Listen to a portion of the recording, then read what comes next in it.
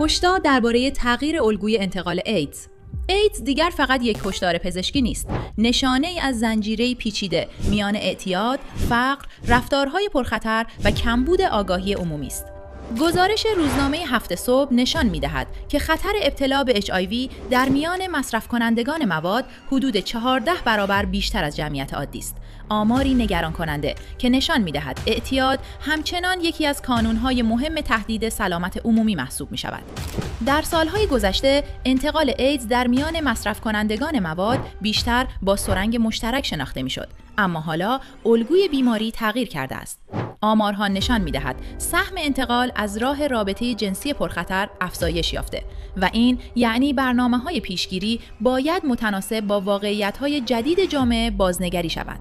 برخورد صرف با مصرف کنندگان یا توزیع کنندگان مواد راه حل کامل نیست.